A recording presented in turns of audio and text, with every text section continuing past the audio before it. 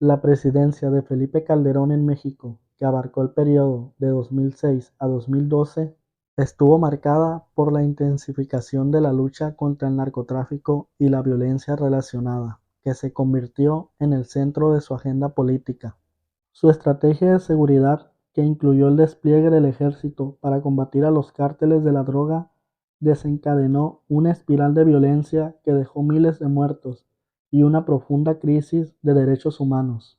Además, su gobierno enfrentó acusaciones de corrupción y complicidad con el crimen organizado. A pesar de algunos avances económicos y sociales, el legado de Calderón es objeto de intensos debates y críticas por su gestión de la seguridad y su impacto en la sociedad mexicana. Es por eso que en este video te muestro información sobre su mandato presidencial en formato de iceberg. Un fraude desde sus cimientos. Calderón llega al poder luego de un monumental fraude electoral, donde la cúpula mexicana cerró filas para aplastar la voluntad ciudadana que había elegido al entonces candidato Andrés Manuel López Obrador.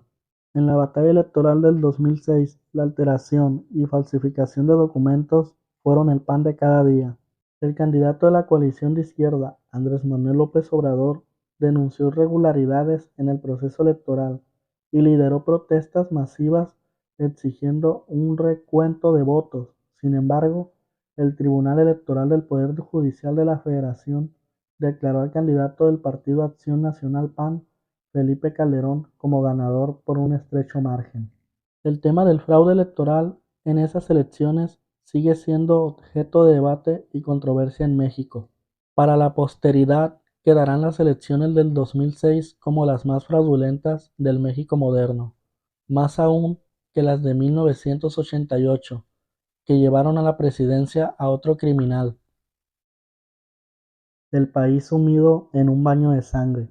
No es fácil conocer el número real de muertos que provocó la guerra calderonista, porque muchos fueron desaparecidos o arrojados a fosas comunes. Sin embargo, un cálculo plausible lo hizo el Instituto Nacional de Estadística y Geografía en junio de 2013, donde basándose en registros administrativos de entidades federativas, habla de 120.000 muertos causados por la guerra.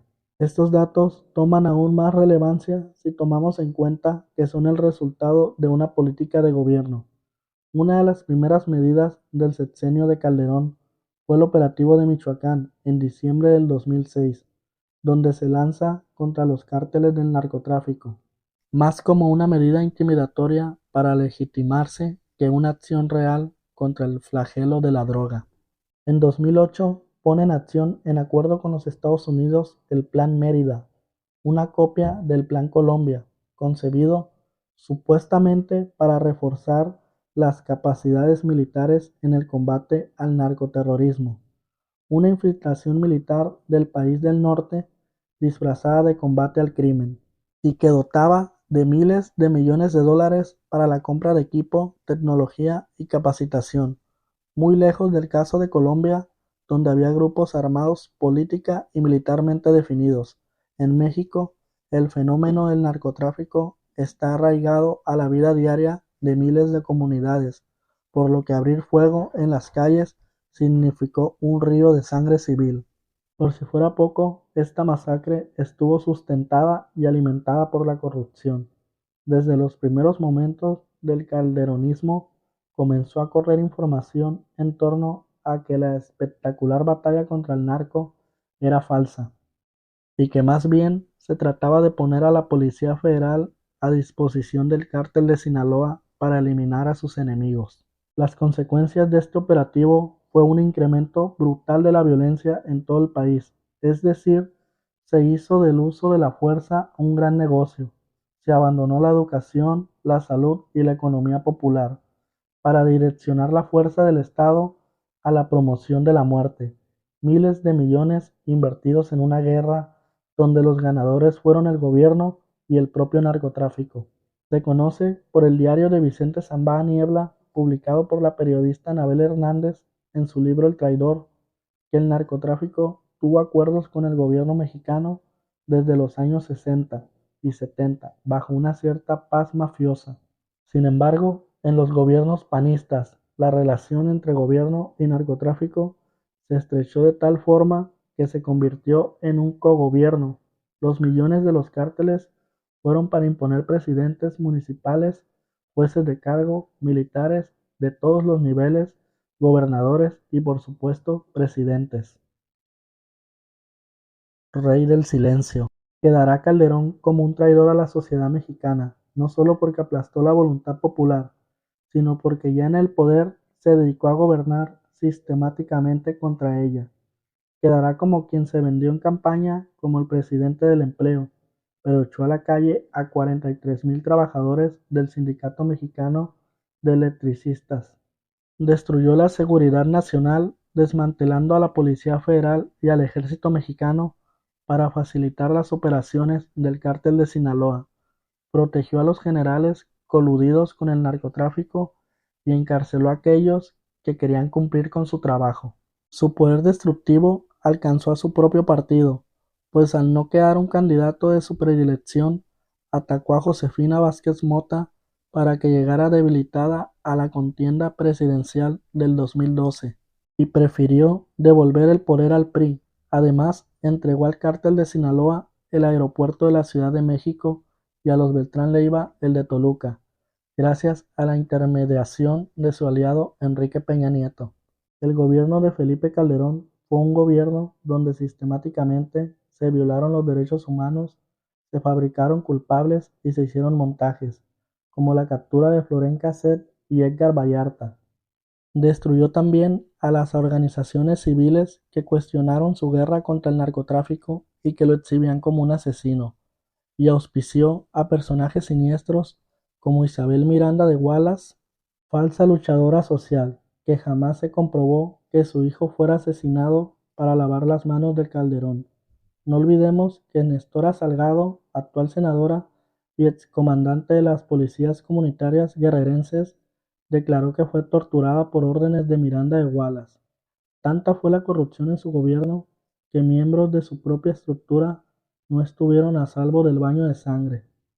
Basta con mencionar la muerte del secretario de Gobernación Juan Camilo Muriño y de José Luis Santiago Vasconcelos, el zar antidrogas de la PGR, quienes fallecieron al desplomarse el avión que los traía de un vuelo de Zacatecas a la Ciudad de México.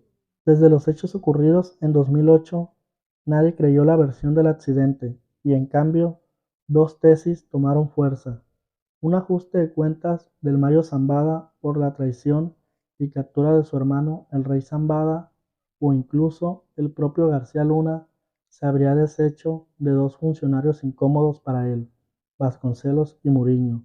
Sabían del lodazal con el narco. Lidia Cacho documentó unos días después de la caída del avión cómo el propio García Luna llamó por teléfono a Vasconcelos para que ocupara su lugar en aquel viaje fatídico, ya que él no podía. Está el hecho además de que miembros de la AFI habrían resguardado el avión en el hangar de San Luis Potosí antes de despegar. Igualmente, es preciso subrayar que José Luis Santiago Vasconcelos ya le había advertido a Vicente Fox la trayectoria delictiva de Genaro García Luna.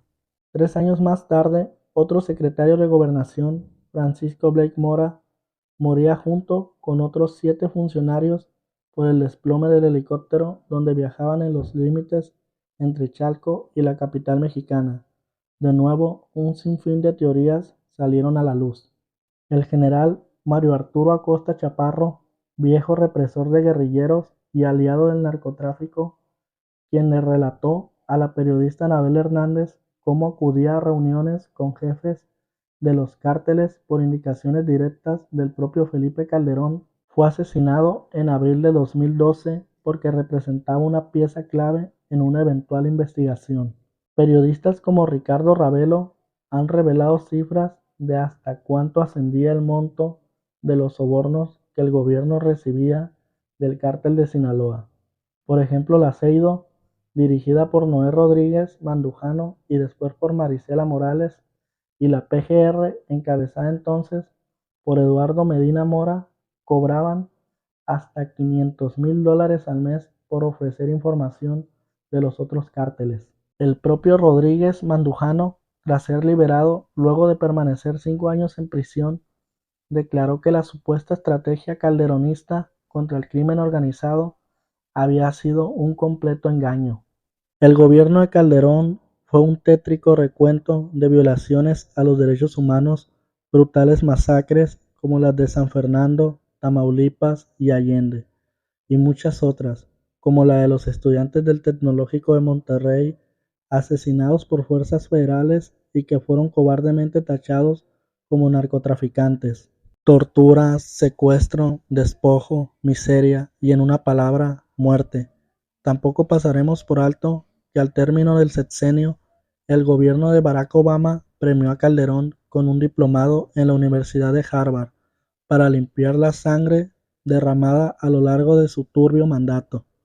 De mi parte, no queda más que agradecer por acompañarme en este viaje a través del sexenio de Calderón en formato de iceberg. Espero que este análisis te haya proporcionado una perspectiva más profunda sobre los acontecimientos de esa época. Nos vemos después en un próximo video. Hasta pronto. Y recuerda, la historia sigue siendo escrita. Mantente informado y sigue explorando.